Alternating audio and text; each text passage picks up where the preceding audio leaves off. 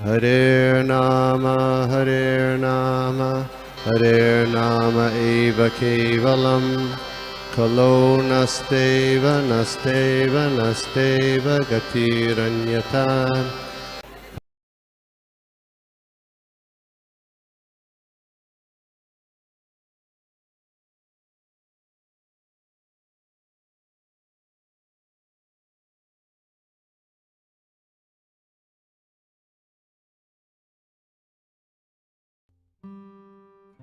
हरे कृष्णा प्रभु जी, माता जी दंडवत प्रणाम। थैंक यू सर्वप्रिया माता जी, प्रेम सखा करम प्रभु जी, थैंक यू।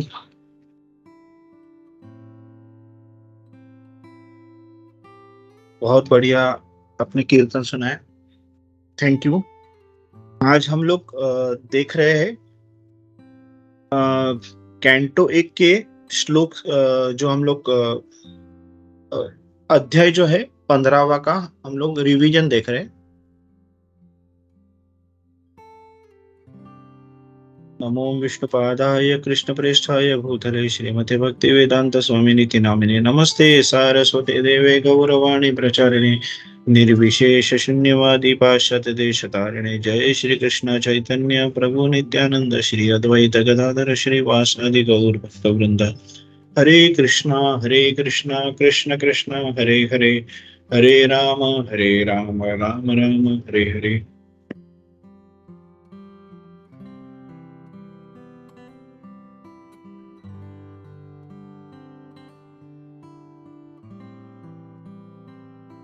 तो ये अध्याय का जो शीर्षक है कि पांडव ने समय पे सेवानिवृत्ति ले ली। ओम नमो भगवते वासुदेवाय, ओम नमो भगवते वासुदेवाय, ओम नमो भगवते वासुदेवाय। नारायणं नमस्कृत्यं नरं चैव नरोत्तमं देवीं सरस्वती व्यासं ततो जयमुदीरयेत्। नष्टप्रायेषु अभद्रेषु नित्यं भागवत सेवया भगवती उत्तम श्लोके भक्तिर्भवति नैष्ठकी।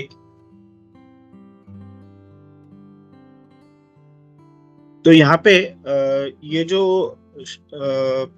अध्याय शुरू होता है जब कृष्ण द्वारका में जब अर्जुन जाते हैं सभी से मिलने, और जब वो रिटर्न आते हैं तब युधिष्ठिर अर्जुन को पूछते हैं कि आपने द्वारका में क्या देखा, तो द्वारकावासी कैसे है वगैरह, वो जो सवाल किया था यहाँ पे हमने कल भी देखा था। तो अभी सूत गोस्वामी ने यहाँ से शुरू किया। सूत गोस्वामी क्या कह रहे हैं कि भगवान श्री कृष्ण के जो मित्र थे अर्जुन, वो कृष्ण से अलग होने की वजह से तीव्र भावना हो गई थी, जिसके वजह से वो बहुत दुखी थे। तो हम लोग एक्चुअली यहाँ से ना ये पर्टिकुलर जो श्लोकों की शुरुआत है, ये पर्टिकुलर अध्याय की जो शुरुआत है, यहाँ पे हम लोग देख रहे हैं कि अर्जुन जो है कृष्ण से काइंड ऑफ सेपरेट हो गए। ये जो फिजिकल सेपरेशन था वो इतना अर्जुन को मतलब दुखदायक और कष्टदायक था कि जो मतलब हम लोग जो एक भौतिक लेवल पे हम लोग जो जी रहे हैं, तभी हम लोग कोई हमारा जो क्लोज कोई अगर हमारा रिलेटिव या कोई भी अगर हम हमसे दूर हो जाता है तो हम लोग अपना दुख नहीं संभाल सकते। तो यहाँ पे जो परम भक्त अर्जुन के परम भगवान श्री कृष्ण, वो फिजिकल लेवल से एक दूसरे से दूर हो गए थे, तो हम लोग मतलब अंदाज नहीं लगा सकते कि वो कितना दुख, मतलब उनको दुख हो गया रहेगा। और वो पर्टिकुलर दुख अभी अर्जुन एक्चुअली इस पर्टिकुलर अध्याय में बयान कर रहे हैं कि मुझे क्या लगा है। मतलब पहले तो मतलब सुद गोस्वामी ही खुद बता रहे हैं कि अर्जुन को क्या लेवल पे दुख हो रहा था। एक मिनट, एक सॉरी, एक जरा कॉल कंटिन्यूस आ रहा है, जरा ले लेते हैं प्लीज। अरे हा मामा मी नंतर कॉल करतो, थांबा क्लासमध्ये। हा हा सॉरी। तो फिर यहाँ पे सुत गोस्वामी अर्जुन को क्या लग रहा है ये थोड़ा सा बयान कर रहा है यहाँ पे। तो अर्जुन बोल रहे कि अर्जुन मतलब सुत गोस्वामी बोले कि अर्जुन का मुंह जो था पूरा सूख गया था, उनका कमल का जो मतलब जो उनका जो हृदय था वो पूरा ऐसा क्या बोलते हैं, हृदय सूख गया था, उनके शरीर की जो कांति थी वो पूरी निकल गई थी। बोलते उनके मुंह से शब्द भी नहीं आ रहे थे। वो अपनी आंखों में से कंटिन्यूअस आंसू बह रहे थे। वो बहुत व्यथित हुए थे, और क्योंकि भगवान के दृष्टि से वो दूर हो गए थे। और बोलते हैं कि इतनी घनिष्ठ और इतनी प्यारा संबंध जो कृष्ण के साथ उनका बनाया था, तो उनको वो सब कंटिन्यूअस याद आ रहा है कि रथ को उसने कैसे उनके रथ को उन्होंने सारथी बना के चलाया था। और वो बोलते हैं ना, उससे बोलते हैं ओवरवेल्म, बोलते हैं ना ऐसा कि मतलब वो खुद को संभाल नहीं पा रहे थे। मतलब कंटिन्यूअस बोलते हैं ना, जोर जोर से सांस लेते हुए फिर उन्होंने बोलना चालू किया। मतलब उनकी ये हालत ऐसी, मतलब बोलते हैं सूत गोस्वामी मतलब बता रहे हैं कि उनकी बहुत ही मतलब बुरी हालत हो गई थी कि मतलब अर्जुन की, जब वो कृष्ण से दूर हो गए थे। तो फिर अर्जुन ने आखिर में अपने आप को कंट्रोल किया और बोलने को शुरुआत की। तो वो बोलते हैं कि मेरा जो भगवान हरि जो है, जिन्होंने मेरी दोस्ती, बोलते घनिष्ठ मित्र जैसे मेरे थे, हम लोग का जो व्यवहार था वो एकदम घनिष्ठ मित्र की तरह हमारा व्यवहार था, उसने आज मुझे अकेला छोड़ दिया। और बोलते हैं मेरी जो शक्ति जो थी, कि जो जिस शक्ति से मैं देवताओं को भी मतलब चकित कर सका था, वो अब मेरे पास नहीं है। यहाँ पे ये पर्टिकुलर जो एक 7-8 श्लोक है, यहाँ पे अर्जुन क्लियर कट बता रहा है कि मेरे पास या मैं जो भी हूँ वो ओनली बिकॉज ऑफ कृष्णा है। मतलब जो मेरे पास शक्ति है, और जो भी मैंने कुछ भी चमत्कार या जो भी मैंने दिखाई है वेलर, और जो भी ये सब, it is only because of Krishna. तो ये हम लोग को एक्चुअली बहुत ध्यान देने जैसी बात है कि अर्जुन तो परम भक्त है ही, लेकिन हम लोग भी ये लेवल पे, हम लोग जब खुद को मानते हैं कि हम लोग ने क्या क्या किया, खुद को इतने बड़े बड़े, मतलब कुछ भी हम लोग छोटे मोटे काम करते हैं तो हम लोग को लगता है हम लोग इतने बड़े बड़े काम करते हैं, और ये सब मैंने किया करके जो हमारे मन में आते रहते हैं। तो यहाँ हम लोग को, अर्जुन से हम लोग को सीखना पड़ेगा। तो यहाँ पे अर्जुन अपने अपने जो भी उन्होंने, जो भी उनसे स्पेसिफिक जो उन्होंने काम किए थे, जहाँ पे उनकी तारीफ की गई थी कि या अर्जुन का वेलर, वो अभी बता रहे हैं कि जहां जहां पे मैंने किया था वहां पे सब जगह पे हरि था। तो बोलते मैंने देवताओं को चकित किया था अपने पराक्रम से, वो भी कृष्ण के वजह से थे। तो अभी बोलते बोलते मेरा मेरा अभी मैं कृष्ण से जब दूर हो गया हूं, तो मेरे लिए अभी ये पूरा ब्रह्मांड ही मेरे लिए प्रतिकूल और शून्य हो गया है। मेरे लिए अभी मेरा पूरा जीवन, मतलब जैसे हम लोग देखते हैं कि जीवन, बिना जीवन का शरीर कैसे है, वैसा बोलते हैं मेरी अभी अवस्था हो गई है, मेरी ये हालत हो गई है। बोलते हैं उनकी मतलब उनका जो मेरे पे इतना प्यार था, मैं उनकी जो दयालु, जो उन्होंने मेरे पे जो दया दिखाई थी, उसके वजह से मैं राजा द्रुपद के महल में गया। और वहां पे इतने सब जो इकट्ठे, जो सब बोलते हैं ना, यहाँ पे लस्टी वर्ड यूज किया था, बोलते कामुक जो राजकुमार थे, जो द्रौपदी को चुनने के लिए आए थे, बोलते मैंने उनको सबको परास्त किया।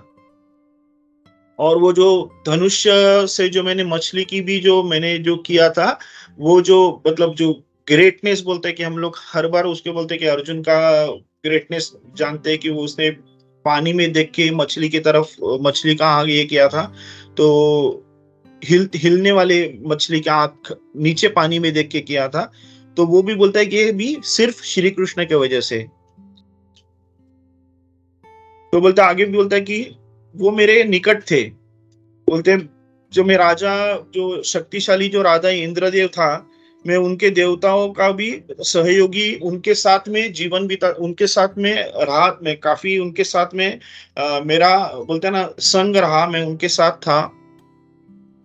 मैंने खांडव वन में अग्निदेव को, जो खांडव वन को नष्ट करने वाले थे, उसमें मय नाम का जो दानव मरने वाला था, उस दानव को भी कृष्ण के वजह से मैं बचा पाया। और उस दानव ने क्या किया था कि मेरा जो हम लोग, जो हमारा मतलब हम लोग जो देखते हैं कि जो वास्तुशिल्प हम लोग बोलते हैं अद्भुत वास्तुशिल्प था, खांडव वन में बनाया गया था। तो वो जो इंद्रप्रस्थ करके, तो वो जो भी वास्तुशिल्प मय दानव ने बनाया था, तो उस मय दानव नहीं, मय नाम का राक्षस बोलते हैं, मय दानव अलग था। तो ये मय नाम के जो राक्षस के जो वास्तुशिल्प था, वो भी मैं बता पाया, मतलब मय के वजह से बना पाया, क्योंकि मैंने कृष्ण के वजह से उस मैं को उस अग्नि से बचाया था मैंने। बोलते हैं अपने आदरणीय छोटे भाई मतलब भीम की तरफ इशारा करके बोल रहे हैं, जिसमें 10,000 हाथियों के बल थे, उनके कृपा से, मतलब वो वाले वापिस बोल रहे हैं कि कृष्ण के कृपा से उस भीम ने जरासंध को मार दिया। वो जरासंध के उस कब मार दिया था कि जब जरासंध काफी राजाओं की बलि चढ़ाने वाले थे, तब उसको उन्होंने मार दिया।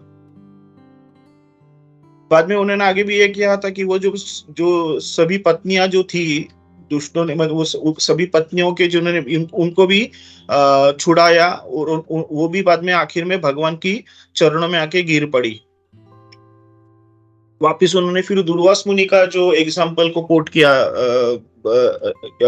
इसने अर्जुन ने, और बता रहे थे कि कैसे दुर्वास मुनि जब हमारे पास आए थे अपने 10,000 शिष्यों के साथ भोजन करने के लिए, और कब आए थे हम लोग को ये स्टोरी मालूम है कि कितने लेट आए थे, जब उनका खाना सब कुछ हो गया था, और फिर नहाने के बहाने जब वहां चले गए, फिर कृष्णा आ गए, और कृष्णा ने क्या किया था, उनका ही उष्टा एक हल्का सा जो दाना था वो खा लिया, और उसके वजह से क्या हो गया था, वो दुर्वास मुनि के शिष्यों के साथ सभी का पेट पूरा भर गया, और फिर वो वहां से चले गए उनको आशीर्वाद देके।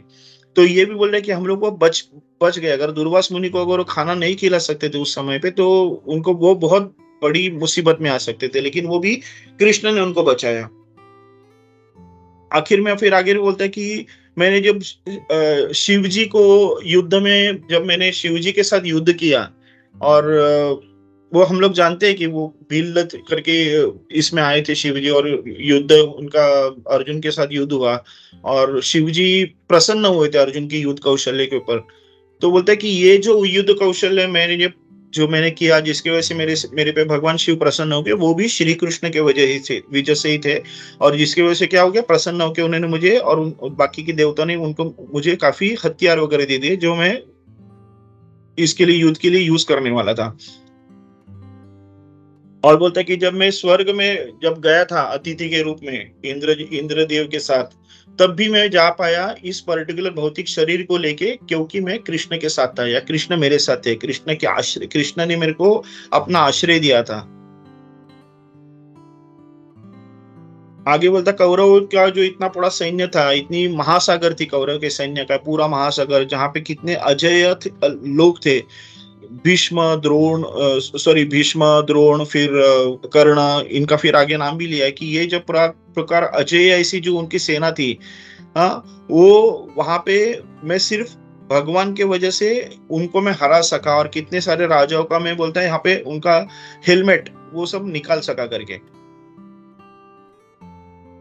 बोलता है कृष्ण ही था जिनके वजह से मैं बोलता है ना कि जो इतना बड़ा जो युद्ध का मैदान था, वहां पे भीष्म, कर्ण, द्रोण, शल्य, ऐसे एक महान, एक बहुत बोलता है ना धुरंधर ऐसे जो सैनिक थे, कौरव की जो सैन्य थे, और उसमें धुरंधर ऐसे जो बलशाली योद्धा थे, उनको मैं परास्त कर सका। उनकी में वो सिर्फ और सिर्फ बोलते हैं भगवान श्री कृष्ण के थे, और वो सभी श्री कृष्ण के वजह से मेरे से मतलब हो चुका, और मैं मतलब उनकी जो मेरे पे जो कृपा थी, उस कृपा के वजह से मैं वो शक्ति का यूज कर सका।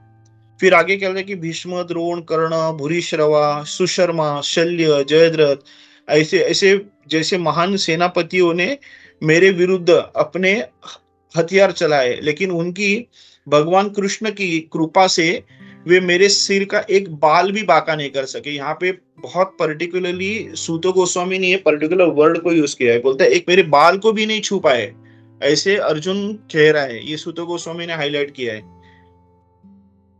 बोलता है जैसे उन्होंने फिर एग्जांपल दिया कि प्रहलाद महाराज को जैसे नृसिंहदेव ने बचाया, और प्रहलाद महाराज पे अपना जो हिरण्यकशिपु इतने अत्याचार कर रहे थे, लेकिन वो कुछ नहीं, प्रहलाद का कुछ नहीं कर सके नृसिंहदेव की वजह से, वैसे यहाँ पे बता रहे कि कृष्ण ने की वजह से मेरा एक बाल भी बांका नहीं हुआ।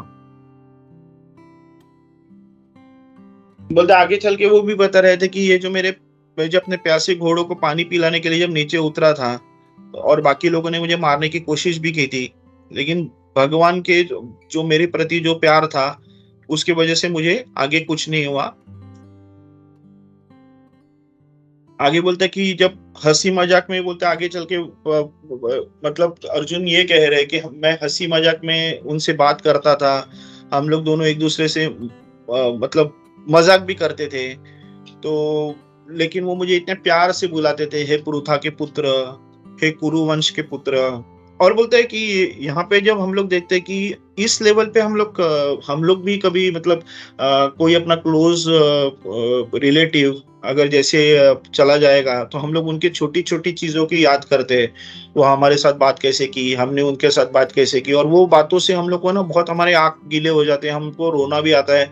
तो उस लेवल पे आज ये अर्जुन जो है वो बता रहे थे कि वो मुझे कैसे बुलाते थे, मेरे को बोलते पुरुता के पुत्र करके बुलाते थे, कुरुवंश के पुत्र बुलाते थे, हे मित्र करके बुलाते थे। तो उनको अभी वो सब चीज याद आ रही है, और वो युधिष्ठिर महाराज को अर्जुन बता रहे थे कि वो मुझे इस तरह से हर बार मुझे बुलाते थे, तो मुझे वो सब चीज मुझे बहुत याद आ रही है। और वो बोलते हैं उससे मैं ओवरवेल्म हो गया, मतलब वापस वो चीज यहाँ पे यूज किया है, ओवरवेल्म मतलब मैं पूरा भर गया, मेरा हृदय उससे पूरी मन उससे पूरा भर गया है। आगे चल के वही बोल रहे कि मैं उनके साथ सोता था, बैठता था, उठता था, उनके साथ एक साथ घूमता था, हम लोग एक साथ रहते थे। हम कभी बोलते कि मैं अगर कुछ चीजों से कभी उनसे कुछ बात करती रहती थी, तो मतलब अगर मैं कभी ऐसा कुछ गलत वर्ड भी अगर मैं उनके लिए अगर मेरे मुंह से निकलता था, मतलब मजाक में या फिर कैसे, तो भी वो मुझे एक बहुत अच्छे मित्र की तरह वो मुझे माफ कर देते थे। तो वहां बोलते हैं कि सच्चा मित्र अपने सच्चे मित्र को कैसे माफ करता है, या फिर कोई पिताजी अपने बेटे को कैसे माफ करता है, उस तरीके से मुझे जो वो परम पुरुषोत्तम भगवान श्री कृष्ण मुझे माफ करते थे, मुझे सहन करते थे।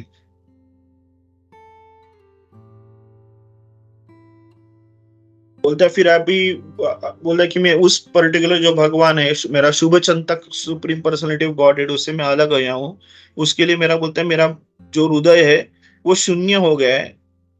अब मैं उनकी अनुपस्थिति जो है वो बोलता है कि उसके वजह से हुआ क्या, हम वो भी जानते हैं ना कि जब अर्जुन जब कृष्ण की जो पत्नियां थी उनको सही सलामत जब लेके आने की कोशिश करते हैं, तो वो भिल्ल के लोग जो थे वो भी अर्जुन को हराते थे, मतलब उन्होंने अर्जुन को हराया था। तो वो हम जानते हैं कि वो भिल्ल भी जो तो कृष्ण की ही शक्ति थी, लेकिन यहाँ पे अर्जुन वो पर्टिकुलर पॉइंट को हाईलाइट कर रहा है, और वो कह रहा है कि ये वो जो आदिवासी जो एकदम छोटे से काउहट थे वो उनसे मैं हार गया। तो मतलब बोलते हैं मैं वो ही था, मैं खुद अर्जुन वही था, मेरा वही गांडीव था, मेरे तीर भी वही थे, मेरी शक्ति भी वही थी, मेरा रथ भी वही था, फिर भी मैं ऐसे लोगों के सामने हार गया जो एक सिंपल बोलते ना ग्वाले जैसे थे, सिंपल भिल्ल जैसे लोग थे, आदिवासी लोग थे, उनके सामने मैं हार गया। और मैं कौन था, वो मैं कुरुवंश का अर्जुन, जिसने बड़े बड़े योद्धाओं को परास्त किया था, वो मैं इन सादे इसके सामने हार गया। तो मैं क्यों हार गया, क्योंकि मेरा जो कृष्णा जो मेरे साथ था वो वहां पे अनुपस्थित था, मतलब वो नहीं था, उसके लिए मेरी शक्ति चली गई, वो चले गए, मेरी शक्ति चली गई। तो बोलते अभी मैं पूरा अशक्त और शून्य हो गया हूँ, मेरे जो श्री कृष्णा जो चले गए। तो भी आगे बोलते कि चूंकि अपने आपने मुझे द्वारका शहर में हमारे दोस्तों और रिश्तेदारों के बारे में पूछा था, मैं आपको बताऊंगा कि उन सभी के को ब्राह्मणों ने एक जो शाप दिया था उसके वजह से वो अपने आप में लड़ाई करके मारे गए। उन्होंने क्या किया था, मतलब सड़े हुए चावल की जो एक शराब थी वो पिए थे, और फिर बाद में वो एक दूसरे से लक, बोलते ना लकड़ी लेके काठी लेके एक दूसरे से मारा मारी करते थे, एक दूसरे को बिना पहचान भी नहीं थे, और एक दूसरे को उन्होंने डंडों से एक दूसरे को मारा, और उसमें वो सब मार गए, सिर्फ 5 लोग कुछ बोलते बचे हैं करके। और आगे भी बोलते कि ये सब जो है ना परमपिता परमेश्वर की सर्वोच्च इच्छा के कारण हुआ, क्योंकि सभी लोग एक दूसरे को मारते हैं और कभी कभी एक दूसरे की रक्षा भी करते हैं। जैसे समुद्र में बड़े और ताकतवर जलचर छोटे और कमजोर जलचरों को निगल जाते हैं, वैसे ही भगवान ने पृथ्वी का बोझ हल्का करने के लिए ताकतवर यदु को कमजोरों को और बड़े यदु को मारने के लिए लगा दिया। तो इस टाइप का उन्होंने बोला कि जो बड़े लोग थे वो छोटे को मारते थे, और छोटे जो थे वो कमजोरों को मारते थे। इस तरीके से वो यदु एक दूसरे को मार के उन्होंने वो वंश को उन्होंने नष्ट किया था। अभी बोलते हैं अभी मैं क्या कर रहा हूँ, तो अभी मुझे भगवान ने जो मुझे निर्देश दिए थे, मतलब हम लोग जानते हैं कि भगवान ने भगवत गीता जो बताई थी, तो बोलते हैं जो भगवान ने मुझे निर्देश दिए थे, मेरा भगवान जो गोविंद है जिसने मुझे निर्देश दिए थे, अभी मैं उस निर्देशों का पालन करूंगा। अभी मेरा अट्रैक्शन कहाँ पे है? भगवान ने मुझे जो निर्देश दिया था वहीं पे मेरा अट्रैक्शन है। अभी मैं उसी पे फोकस करूंगा और फिर अभी मैं और कहीं किसी भी चीजों में मेरा इंटरेस्ट नहीं रहेगा। और मैं उसी पर्टिकुलर निर्दोष की वजह से, यहाँ पे सूतो गोस्वामी पर्टिकुलर चीज को हाईलाइट करते हैं कि ये जो मतलब हम लोग जो मतलब सूतो गोस्वामी क्या बोलते हैं कि भगवान के निर्दोषों के बारे में गहराई से सोचने में, तो वहां पे वो बोल रहे हैं कि पहले हम लोग जब सुनते हैं तो हम लोग को लगता है कि अर्जुन पूरी तरह से भाव विवश हो गया है और वो भी सब कुछ भूल गया है भगवान का निर्देश। लेकिन सूतो गोस्वामी यहाँ पे हाईलाइट करते हैं कि नहीं, वो भगवान के निर्देश अर्जुन भूल नहीं गए थे, वो अभी निर्देशों का पालन करके हुआ क्या फिर अर्जुन का वजह से अर्जुन की जो हृदय था वो शांत हो गया, उनका मन शांत हो गया, उन्होंने फिर अपने आप को अच्छी तरह से कंट्रोल किया। और बोलते हैं ना सौतिक जो भौतिक जो पूरा जो प्रदूषण थे, भौतिक जो जो क्या बोलते हैं इच्छाएं थी और भौतिक जो दुख वगैरह था, हम लोग क्लेश जो बोलते हैं, उससे वो मुक्त हो गए। अर्जुन को भगवान श्री कृष्ण के चरण कमलों का निरंतर स्मरण करने से उनकी भक्ति में तेजी से वृद्धि हो गई, उनकी भक्ति बढ़ गई कंटिन्यूअस, और परिणाम स्वरूप उनके विचारों का सारा जो कचरा था वो निकल गया। भगवान की लीला और गतिविधियों के कारण और उनकी अनुपस्थिति के कारण ऐसा प्रतीत हुआ था कि अर्जुन जो है भगवान की व्यक्तित्व छोड़े गए निर्दोषों को भूल गया, लेकिन वैसे नहीं है। जैसे मैंने अभी बताया था कि वास्तव में यह एक्चुअली क्या था कि अर्जुन भगवान के निर्देशों को अच्छी तरह से याद रखा था और आखिर में उसने क्या किया, वो भी इंद्रियों का स्वामी बन गया, क्योंकि उसने फिर निर्देशों की तरफ उसने अपना आकर्षण फोकस अपना उसने निर्देश भगवान के निर्देशों के पे लगा दिया और उसके वजह से वो अपने इंद्रियों के वो स्वामी बन गए। और फिर आगे चल के फिर बोलते हैं उनके उनको जो शंका थी, उनके जो ये था, वो सब उनको उनसे वो पूरी दूरी हो गए। बोलते हैं भौतिक प्रकृति के 3 गुण से वो मुक्त हो गए। और फिर क्या हो गया, उनका जन्म मृत्यु में फंसने की जो उनकी बोलते अभी उनकी कोई संभावना नहीं थी, ये सूत गोस्वामी बता रहे थे, क्योंकि वह भौतिक रूप से पूरे मुक्त हो गए थे। और यहाँ पे फिर आगे सूत गोस्वामी आगे करते कि भगवान जो बोलते हैं कृष्ण अपने निवास स्थान पर लौटने के बारे में सुनने पर और यदुवंश के सांसारिक जो ये पूरा अंत होने के बाद महाराज युधिष्ठिर ने वापिस क्या किया, महाराज युधिष्ठिर ने फिर भगवान के पास वापस घर जाने का फैसला किया। बैक टू गॉडेड का महाराज युधिष्ठिर ने फैसला कर दिया कि अभी मैं भी चला जाऊंगा। फिर कुंती ने क्या किया, कुंती के भी यदुवंश का अंत जब कुंती को भी पता चला, कुंती माता को, तो उन्होंने क्या किया, भगवान कृष्ण के गायब होने के बाद सुनने के बाद वो उसने क्या किया था, पूर्ण ध्यान के साथ दिव्य भगवान की भक्ति में वो लग गई और इस तरह भौतिक अस्तित्व के मार्ग से मुक्त प्राप्ति कर ली। यहाँ पे मतलब युधिष्ठिर महाराज का भी बताया, फिर कुंती महारानी का भी बताया। फिर आखिर में उन्होंने बोला कि ये जो भगवान जो श्री कृष्ण जब चले गए, तो उसके बाद यहाँ पे जो पांडवों के मन में फिर वो जो भौतिक लालसा थी वो स्लोली कम होती गई। उनके ऊपर जो बोलता है ना कि वो राज उपभोगने की वो जो ये थी, जो वो भी पूरी तरह से निकल गई। भगवान ने बोलता है कि पृथ्वी का बोझ कम करने के लिए अपने शरीर को त्याग दिया। फिर जब अपने सांसारिक ग्रह को छोड़ दिया, उस दिन से ही कली, जो हम लोग जानते हैं कि भगवान जब यहाँ से निकल गए, उस दिन जो कली जो एक छोटे से रूप में था, उसने तुरंत अपनी ताकत दिखानी चालू की थी। वो सिर्फ राह देख रहा था कि जब भगवान कब ये ये अपना जो पृथ्वी छोड़ के चले जाते, तो पृथ्वी जब छोड़ के कृष्ण जब चले जाते, तो वो तुरंत प्रकट हो गए और उन्होंने फिर अपनी अशुभ स्थितियां मतलब वो सब दिखाने चालू कर दी कि अब मतलब जो कली का एंट्री चालू हो गया, कली युग शुरू हो गया। और यहाँ पे बता रहे कि जो महाराज युधिष्ठिर थे, उनको भी कलियुग का प्रभाव समझने लगा और उन्होंने फिर क्या किया, उन्होंने भी फिर अपने अपने आप को संभाला और फिर उन्होंने अपने जो पोता थे, उनका जो ये था पोता परीक्षित महाराज, उनके तरफ उन्होंने उनको भी मतलब राजगद्दी पे बिठाया। यहाँ पे मतलब ये भी बता रहे हैं कि उसके पहले मतलब उनको झूठ धोखाधड़ी ये सब चीज उनको पता चल गई थी, ये कली का कैसे एंट्री है, जिसकी वजह से कितना मतलब हम लोग देखते हैं कि कली के एंट्री से क्या हो रहा है। यहाँ पे ये पर्टिकुलर चीज को ये श्लोक में हाईलाइट किया है कि उससे क्या क्या होता है, कि मतलब झूठ बढ़ता है, धोखाधड़ी बढ़ती है, हिंसा बढ़ता है, ये सब चीज है बोलते हैं कली के एंट्री का एक बोलते हैं ना इंडिकेशन है। फिर परीक्षित महाराज को उन्होंने राजगद्दी पे बिठाया और फिर उन्होंने आगे क्या किया, जो भगवान की जो पोते थे अनिरुद्ध, उनको भी उन्होंने मथुरा का राजगद्दी दे दिया। बाद में प्रजापत्य का यज्ञ किया युधिष्ठिर महाराज ने, और गृहस्थ छोड़ने के लिए अग्नि के अपने अंदर रखे। यहाँ पे ये पर्टिकुलर चीज है ना, ये मतलब बहुत अच्छा लगता है सुनने के लिए कि मतलब उस लेवल पे जब मतलब युधिष्ठिर महाराज क्या लेवल पे थे कि उनके वो अपने इच्छा से मन को डाइवर्ट कर सकते थे, इच्छा से भौतिक चीज को मतलब गृहस्थ जीवन छोड़ने के लिए एकदम तुरंत मतलब उनमें वो कितनी मतलब कैपेबिलिटी थी। हम लोग अगर भौतिक गृहस्थ जीवन छोड़ने के लिए सालों सालों तक मेहनत करेंगे तो भी आसक्ति छूटती नहीं थी। तो यहाँ पे तुरंत अपने बोलते हैं ना, महाराज युधिष्ठिर ने तुरंत अभी सभी सभी अपने वस्त्र वस्त्र अपने आभूषण वगैरह सब त्याग दिए। बोलते हर चीज के प्रति उनकी पूरी तरह से उदासीन हो गए, अनासक्त हो गए। मतलब कितना वो एक ऐसा एक इमीडिएट बोलते हैं ना 0101 इतना स्विचिंग करने की, मतलब कितने परम भक्त जो रहते हैं वो कैसे स्विच कर सकते हैं, तुरंत आसक्ति से निकल सकते थे।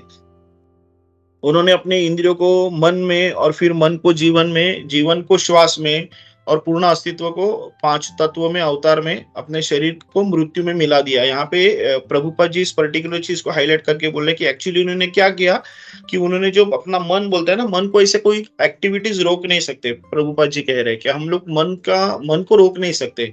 हम लोग क्या कर सकते हैं कि मन को सिर्फ जो भौतिक आसक्तियों से निकल के हम लोग उनको भगवान के चरणों में लगा सकते हैं। तो ट्रांसेंडेंटल सर्विस ऑफ लॉर्ड बोलते हैं कि वहां पे हम लोग को करना है कि मन को मन की जो इच्छाएं रहती है, मन की जो कार्य जो रहता है, हम लोग रोक नहीं सकते। सिर्फ हम लोग उस कार्य को हम लोग डाइवर्ट कर सकते हैं भौतिक चीजों से निकाल के भगवान की बोलते हैं ना दिव्य प्रेममय सेवा में। फिर उन्होंने फिर क्या किया, बोलते हैं कि पांच तत्वों के स्थूल शरीर को, भौतिक प्रकृति के तीन गुण को उन्होंने नष्ट किया। उन्होंने फिर एक और फिर आगे चल के उन्होंने ब्रह्म को ब्रह्म में समाहित किया, जो सभी परिस्थितियों में अक्षय है करके। तो फिर यहाँ पे वो पर्टिकुलर श्लोक में जो काइंड ऑफ बोलते हैं ना, ये जो लोग थे जो ध्यान में लग के खुद को अच्छी तरह से कंट्रोल कर सकते हैं इंद्रिय की, उसके रिलेटेड इन्होंने हाईलाइट किया है। फिर महाराज युधिष्ठिर ने फिर क्या किया है, फटे हुए कपड़े पहने, बोलते जो अच्छे अच्छे जो खाद्य पदार्थ है वो खाना छोड़ दिया। बोलते हैं गूंगे हो गए अपनी इच्छा से, उन्होंने बोलते हैं ना डम्ब, दे बिकेम डम्ब, गूंगे हो गए वो, बाल खुले छोड़ दिए। मतलब ऐसा दिख रहा था कि बोलते हैं ना कोई बंदा बिना काम धंधे का, बोलते हैं ना वो कैसे दिखेगा, पागल इंसान, उस तरीके से उन्होंने खुद को मतलब दिखाना चालू कर दिया। वो फिर अब बहरे भी बन गए, मतलब उन्होंने गूंगापन भी ले लिया, मतलब वो कुछ ना, उन्होंने बोलना छोड़ दिया, उन्हें कुछ सुनना भी छोड़ दिया।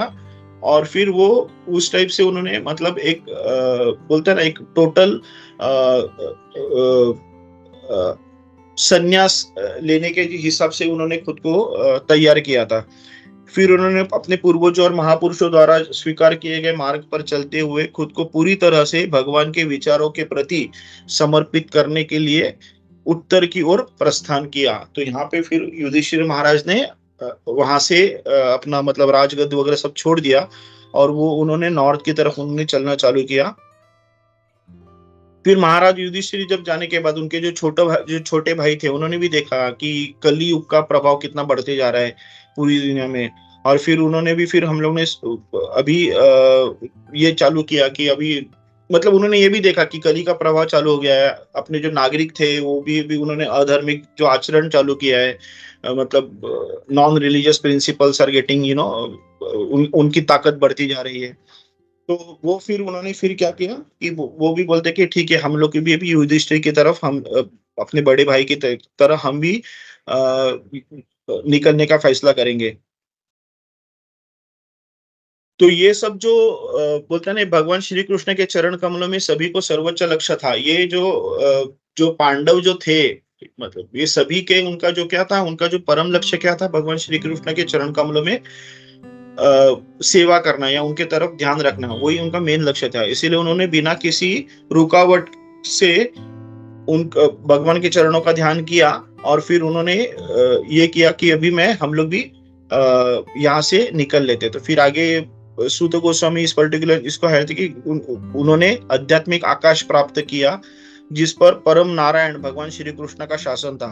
यह केवल उन्हीं के प्राप्त होता है जो बिना किसी विचलन से या बिना विचलित होके परमेश्वर का ध्यान करते, परम पुरुषोत्तम भगवान का ध्यान करते। भगवान श्री कृष्ण का यह निवास जो गोलोक वृंदावन के नाम से जाना जाता है, उन व्यक्तियों को उन्हीं वक्तों को प्राप्त होता है जो भगवान के चरण कमलों में जिन्होंने उनका आश्रय लिया है। वो उनको प्राप्त नहीं हो सकता जो जो भौतिक जो अवधारण मतलब भौतिक जो इच्छाओं में अटके हुए हैं।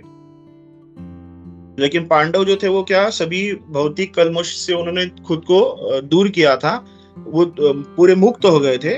उसलिए उनको जो गोलोक वृंदावन की तो प्राप्ति 100% होती वहां पे। तो उनको वो बोलते ना, उनको वो निवास स्थान को प्राप्त हो गए, उनको प्राप्त कर गए वो। आगे चल के वहां पे विदुर जी का भी बताया था कि विदुर ने तीर्थ यात्रा के दौरान अपना शरीर त्याग दिया था। चूंकि वह कृष्ण के विचार में लीन थे, उसलिए वो पितृलोक ग्रह चले गए। मतलब हम लोग जानते कि विदुर जो थे यम थे, यम यम विदुर करके आए थे। जब तो विदुर ने जब अपना शरीर को त्याग दिया तो वो भी अपने मूल पद पे लौट गए। जब द्रौपदी ने यहाँ पे देखा कि अपने पति भी उनका बिना कुछ परवाह किए, बिना उनसे बात किए अपना घर छोड़ के निकल गए, तो वो भी तो भगवान वासुदेव की बहन थी और वो भक्त थी, बहुत परम भक्त थी। तो उसने क्या किया, उसने भी अपने तुरंत भगवान के चरण कमल में अपने बोलता ना, उसने और सुभद्रा दोनों, मतलब यहाँ पे दोनों का स्पेसिफिक हाईलाइट किया है। द्रौपदी और सुभद्रा उन्होंने श्री कृष्ण के विचारों में वो लीन हो गई और उन्हें अपने पतियों के समान परिणाम प्राप्त हुआ।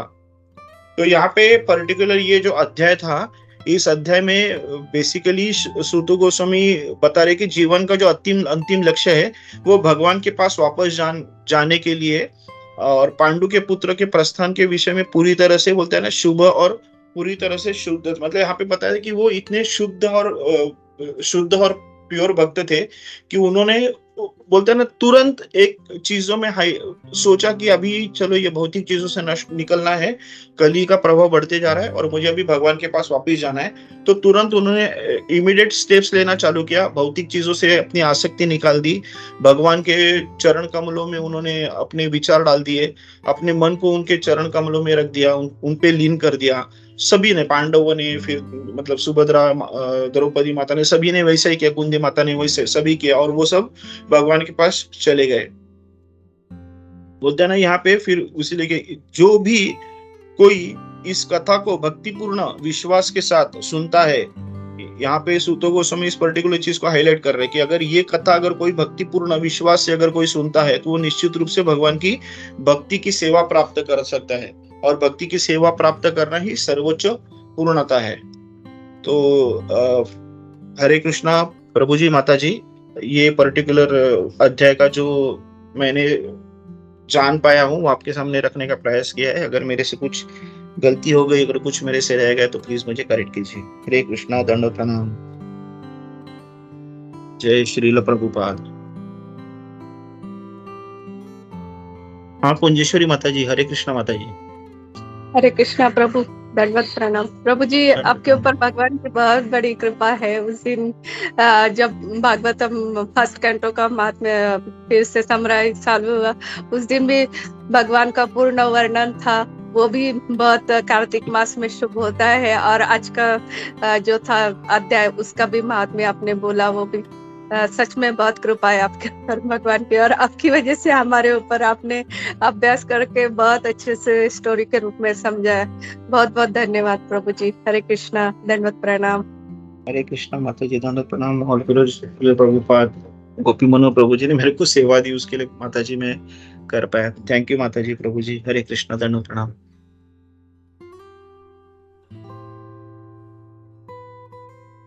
हरे कृष्णा सनातन निताय प्रभु, दंडवत प्रणाम। हरे कृष्णा सूरज माधव प्रभु जी, दंडवत प्रणाम। प्रणाम। बहुत ही सुंदर प्रभु ये था समराइजेशन आपने किया। और जब आप बता रहे थे कि मतलब किस तरह से मतलब भगवान जब रक्षा करते हैं तो मतलब एक बाल भी बांका नहीं कर सकते कोई, तो बहुत ही सुंदर था। तो जस्ट मुझे ऐसा लग रहा था कि जो शुद्ध भक्त और देवी देवताओं में क्या मतलब थोड़ा अंतर है।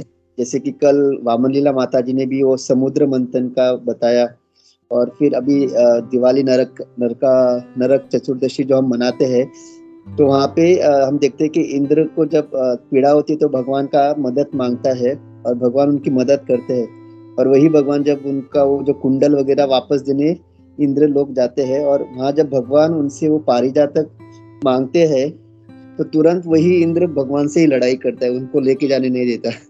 तो मदद भगवान से कर लेते हैं वो लोग, और जो भगवान का ही जो संपत्ति है उससे देने से वो, तो यही एक शुद्ध भक्त और एक मतलब देवी देवता हमेशा उनके पास वो ऐश्वर्य होने के कारण भूल जाते हैं। अभी अभी भगवान से मदद मांगी और भगवान ने मदद की, नरक से क्या कहते हैं, नरक असुर से उनको बचाया।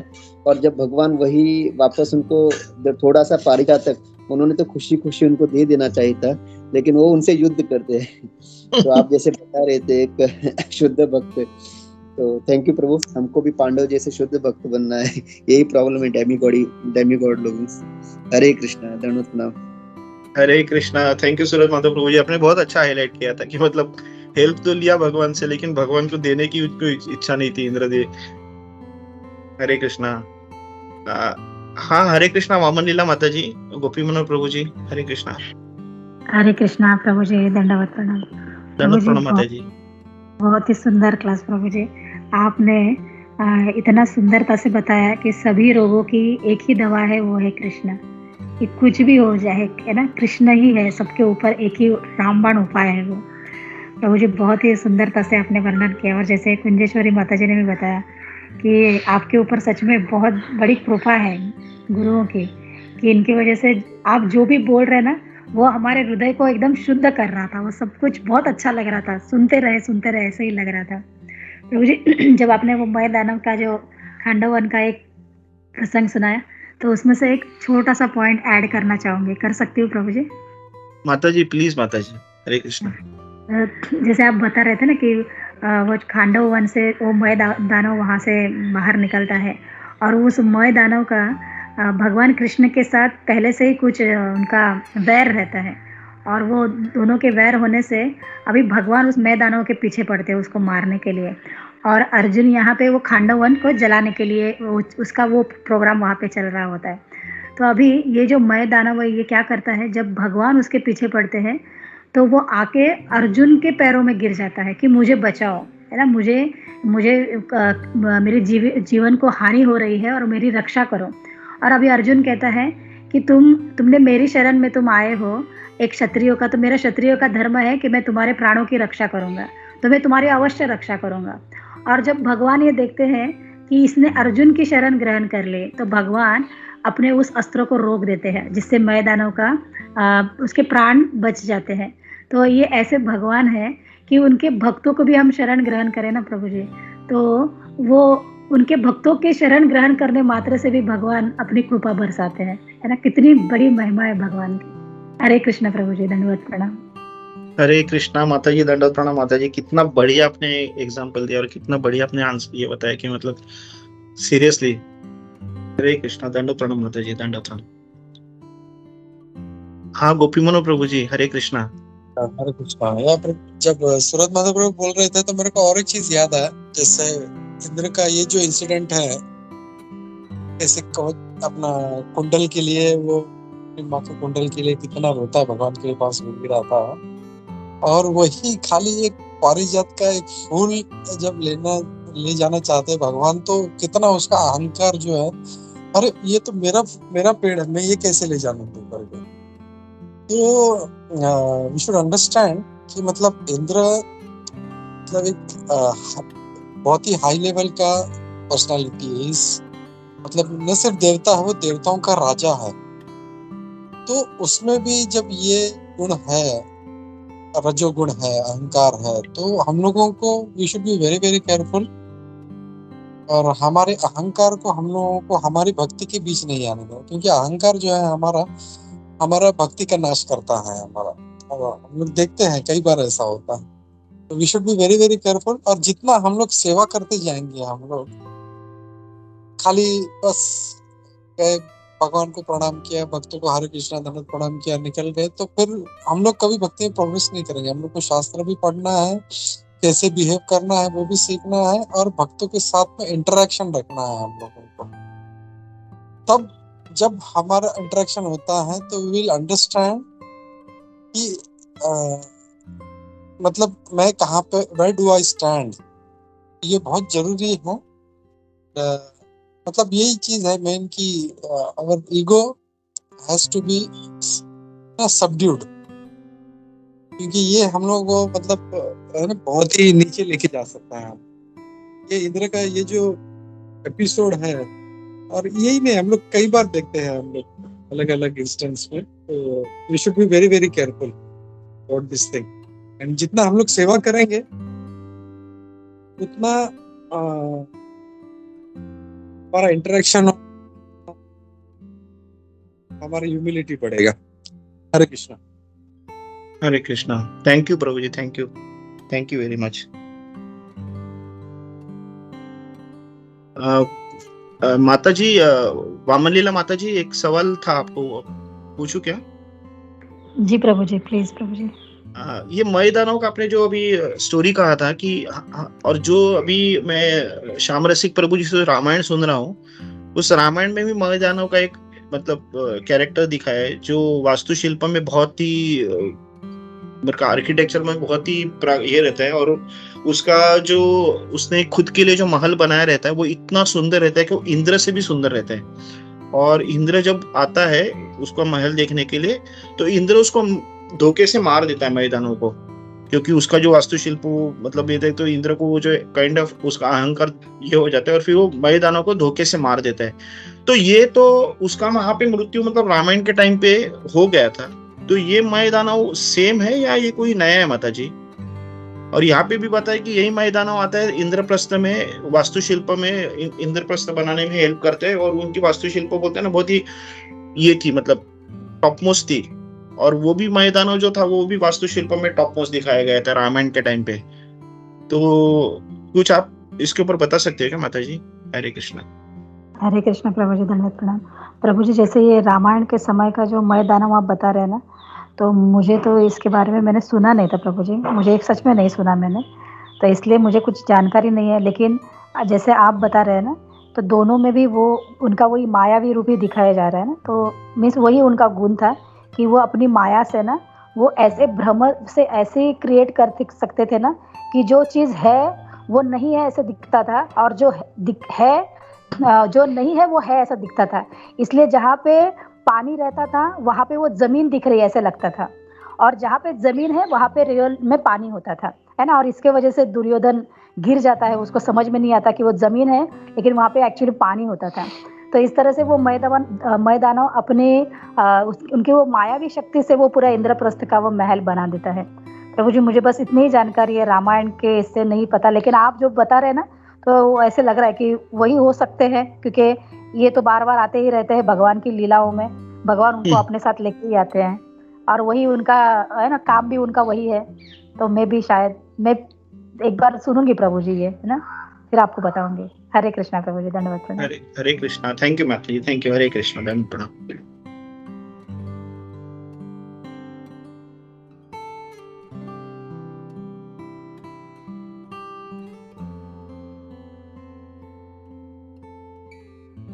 हरे कृष्णा। नहीं, ये इस मय दानव के बारे में मैंने भी नहीं सुना जो रामायण में था।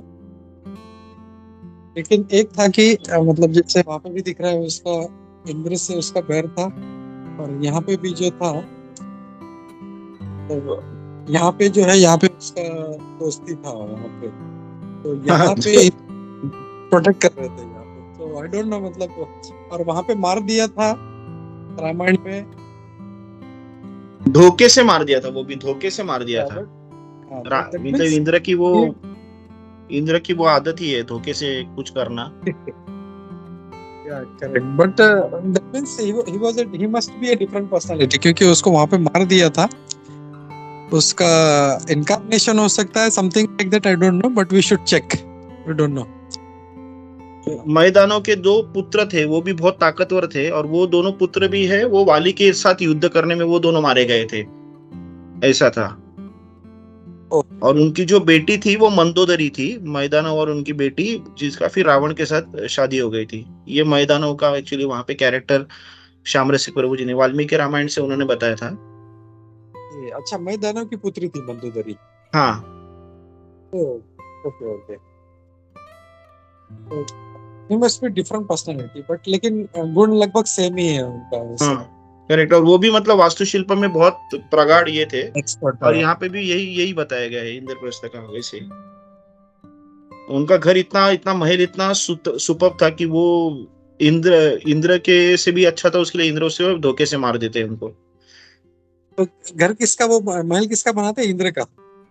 नहीं, इंद्र का जो महल रहता है उससे अच्छा खुद का वो महल बनाते हैं मैदान। अच्छा, ओके, अच्छा, इसके लिए वो मार देते हैं। हाँ। अगर उसका फॉल्सी को बीच में आता है, मेरे से अच्छा कैसे? Okay, thank you Prabhu, thank you for sharing this nice incident Prabhu. Hare Hare Krishna.